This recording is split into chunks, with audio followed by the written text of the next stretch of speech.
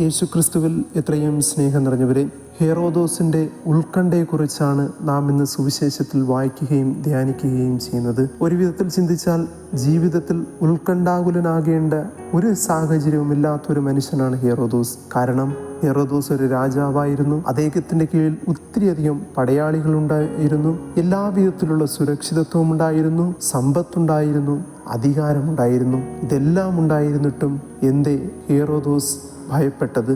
കാരണം അദ്ദേഹത്തിൻ്റെ ജീവിതം അനീതി നിറഞ്ഞതായിരുന്നു. അത് ഇന്നത്തെ സുവിശേഷത്തിൽ നിന്ന് തന്നെ വ്യക്തമാണ്. സത്യത്തിനും നീതിക്കും വേണ്ടി സാക്ഷ്യം വയ്ക്കുകയും തൻ്റെ തെറ്റെന്താണെന്ന് ചൂണ്ടിക്കാണിച്ച് വിശുദ്ധ സ്നാപക യോഹന്നാനെ ഹെറോദോസ് രാജാവ് വധിച്ചു.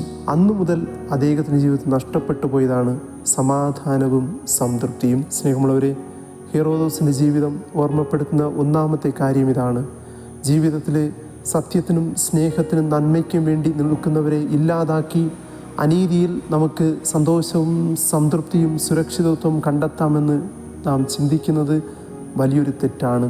അങ്ങനെ ചിന്തിക്കുമ്പോൾ നമ്മൾക്കുള്ള സമാധാനവും സന്തോഷവും സംതൃപ്തിയും ഇല്ലാതാകുമെന്നുള്ളതാണ് ഹെറോദോസിൻ്റെ ജീവിതം നമ്മെ ഓർമ്മപ്പെടുത്തുന്നത്. രണ്ടാമതായിട്ട്, നീതിക്ക് വേണ്ടി വിശക്കുകയും ദാഹിക്കുകയും ചെയ്യുന്നവർ ഭാഗ്യവാന്മാർ, അവർ സംതൃപ്തരാകും. നീതിക്ക് വേണ്ടി നിലനിൽക്കുന്നവർക്ക് മാത്രമേ സംതൃപ്തിയുള്ള ഒരു ജീവിതം, ഭയമില്ലാത്തൊരു ജീവിതം നയിക്കാനായിട്ട് സാധിക്കുകയുള്ളൂ. ഹെറോദോസ് നീതിക്കെതിരായി ജീവിച്ചത് കൊണ്ടാണ് അദ്ദേഹം ജീവിതത്തിൽ പരിഭ്രാന്തനായത്. ദൈവം കൂടെയുള്ള ഒരു മനുഷ്യന് കിട്ടുന്ന ഏറ്റവും വലിയ അനുഗ്രഹവും അതുതന്നെയാണ്, ഭയമില്ലാത്തൊരു ജീവിതം. അതാണ് കർത്താവ് സുവിശേഷത്തിൽ പലപ്പോഴായിട്ട് തൻ്റെ ശിഷ്യന്മാരോട് പറയുന്നത്: ഭയപ്പെടേണ്ട. വിശുദ്ധ ഗ്രന്ഥത്തിൽ തന്നെ ഏകദേശം 365 പ്രാവശ്യമാണ് ദൈവം തൻ്റെ ജനത്തോട് പറയുന്നത് ഭയപ്പെടേണ്ട. ജീവിതത്തിലെ ഏത് അന്ധകാരം നിറഞ്ഞ സാഹചര്യങ്ങളിലും നാം ദൈവത്തിനെ ആശ്രയിക്കുമ്പോൾ നാം ഭയപ്പെടേണ്ടി വരില്ല എന്നുള്ളതാണ്.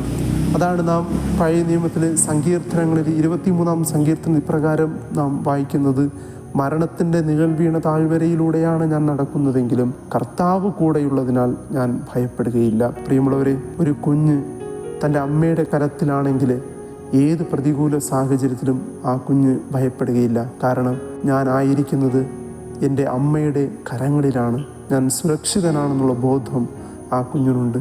അതുപോലെയാണ് പ്രിയമുള്ളവരെ, നാം ദൈവത്തിലാണ് ആശ്രയിക്കുന്നുവെങ്കിൽ, ദൈവത്തിൽ നാം ആശ്രയിച്ച് മുന്നോട്ട് പോകുന്നുവെങ്കിൽ നാം ഏത് പ്രതികൂല സാഹചര്യത്തെയും ഭയപ്പെടേണ്ടി വരില്ല എന്നുള്ളതാണ്.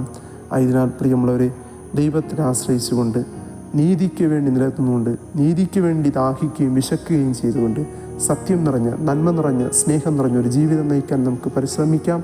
അതുള്ള അനുഗ്രഹത്തിനായിട്ട് നമുക്ക് പ്രാർത്ഥിക്കുകയും ചെയ്യാം.